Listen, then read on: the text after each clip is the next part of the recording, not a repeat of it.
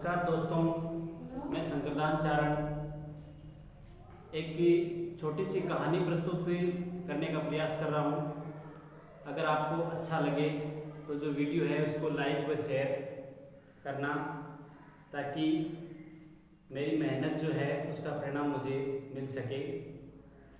एक बार क्या होता है कि दो व्यक्ति जो होते हैं वो आपस में लड़ाई झगड़ा कर रहे होते हैं। एक खेत होता है, उस खेत के पास में बैठे होते हैं, खड़े होते हैं, एक दूसरे के हाथ में लठ लिए हुए होते हैं और वो दोनों लड़ाई झगड़ा कर रहे होते हैं। इतने में वहाँ पर एक महात्मा जी आते हैं और महात्मा जी देखते हैं कि ये दोनों आपस में क्यों लड़ रहे हैं, क्यों झगड़ रहे हैं। महात्मा जी उनके पास जाते हैं, जाकर के सोचते हैं कि मैं इनको कुछ प्रयास करूँगी जिससे वो लड़ाई झगड़ा न करें। तो उनसे पूछते हैं, तो एक व्यक्ति उसमें से बोलता है कि महात्मा जी, इसने ये ज़मीन जो है वो मेरे पिताजी ने मुझे दी थी, मेरे हिस्से की है, और इस ज़मीन को ये कहता है कि मेरी है और ये इस ज़मीन के ऊपर हक जताना चाहता है। तो दूसरा इतने में तत्पर होकर के बोलता है कि नहीं महात्मा जी, ये जो है वो झूठ बोल रहा है, ये ज़मीन मेरे पिताजी ने मेरे को दी थी। इस प्रकार से वो दोनों अपनी अपनी दलीलें जो है वो रखते हैं, दोनों आपस में लड़ाई झगड़ा करते हैं। महात्मा जी देखते हैं कि दोनों बड़े गुस्से के अंदर है और इस प्रकार से तो इनका झगड़ा जो है वो ठीक होने वाला नहीं है। तो महात्मा जी उनको कहते हैं कि चलो आप व्यर्थ में क्यों लड़ रहे हो, हम ऐसा करते हैं कि ये जो ज़मीन है इस ज़मीन से ही पूछ लेते हैं कि इसके ऊपर किसका हक है। तो एक भाई बोलता है कि ज़मीन कभी बोलती है क्या, ज़मीन हमें कैसे बताएगी।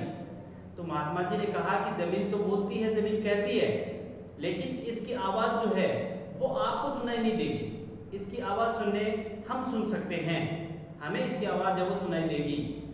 तो दोनों जो भाई होते हैं वो दोनों तैयार हो जाते हैं कि ठीक है महात्मा जी, आप इस ज़मीन से पूछ करके बताओ कि ये ज़मीन जो है वो किसकी है।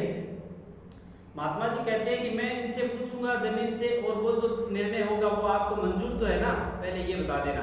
बोले कहा हाँ ठीक है, मैं मंजूर है, जो भी निर्णय होगा वो मंजूर कर लेंगे। तो उसके बाद में महात्मा जी कहते हैं चलो एक काम करो, मुझे पहले बहुत जोर की भूख लगी है, तो आप पहले घर से खाना बना के लाओ, मैं खाना खाऊंगा। दोनों भाई कहते हैं महात्मा जी आप हमारा निर्णय कर दीजिए, उसके बाद में हम आपको भरपेट खाना खिलाएंगे। महात्मा जी कहते हैं नहीं, पहले मेरा मन शांत नहीं होगा जब तक भूख लगी है, तो पहले मेरी भूख मिटाओ। तो दोनों भाई अपने घर जाते हैं और घर जाकर के दोनों अच्छा खाना बना के लाते हैं, ताकि अच्छा मेरा खाना खाएंगे तो महात्मा जी प्रसन्न होकर मेरी तरफ निर्णय करेंगे, ऐसा मन में सोच के।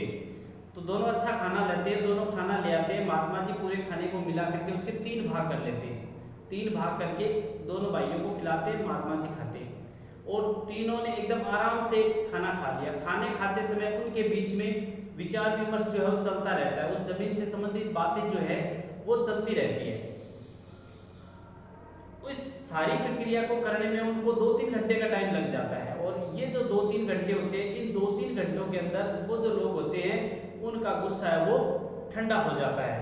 फिर महात्मा जी से वो कहते हैं कि महात्मा जी हमारी तो लड़ाई झगड़े को छोड़ो, हम तो भाई भाई ऐसे निर्णय कर लेंगे, आप रहने दो। महात्मा जी ने कहा कि नहीं नहीं, अब सारा काम कर ही लिया तो हम इस जमीन से जरूर पूछेंगे।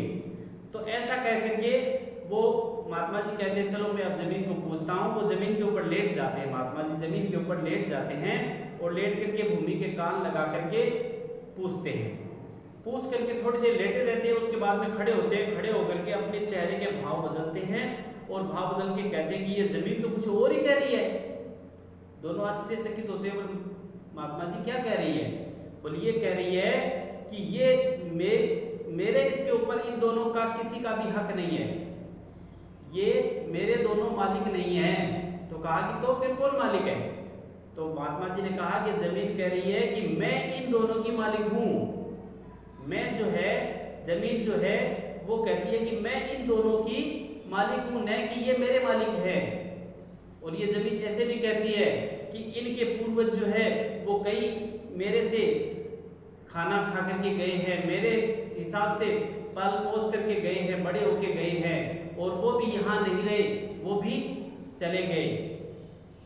बड़े बड़े राजा रंग जो है वो भी आते हैं और ये जो जमीन है इसके ऊपर हक जताते हैं। जबकि वो हक उनका नहीं होता है, वो जमीन जो है वो उसकी वो मालिक है। तो ये मेरे जो है वो मालिक नहीं है, मैं इनकी मालिक हूँ, इनके पूर्वज जो है मेरे से भी खाना खा करके गए हैं। तो ये अपना झूठा ही अपना प्रयत्न जो है वो कर रहे हैं।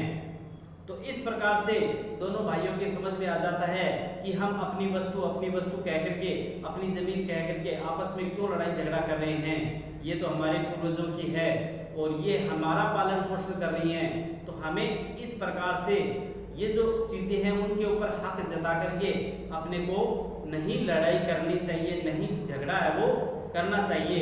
और इस प्रकार से दोनों भाई जो है वो अपनी भूल को स्वीकार करते हैं और महात्मा जी के चरण जो है वो स्पर्श करते हैं। फिर महात्मा जी जो है उनको कहते हैं कि आप इस लड़ाई में न पड़ करके ये जमीन जायदाद जो है वो सारी यहीं पर रह जाएगी, आपके साथ कुछ जाने वाला नहीं है। आप खाली हाथ आए थे और खाली हाथ ही जाओगे। अगर आपको साथ ले जाना है तो भगवान के भजन करो, भक्ति करो, अच्छे काम करो, सत्कर्म करो, सत्य बोलो। ये सब चीजें जो है वो आपके साथ जाने वाली है। अगर आप अपनी संपत्ति मानते हो, अपनी वस्तु अगर किसी को मानते हो, तो वो है भगवान के भजन करना, अच्छे काम करना, वो सब है। उनके ऊपर अपना हक जमाओ। ये जो जमीन जायदाद संपत्ति है इनके ऊपर हक जमाने से कोई फायदा नहीं है। ये जो कहानी मैंने आपको बताई है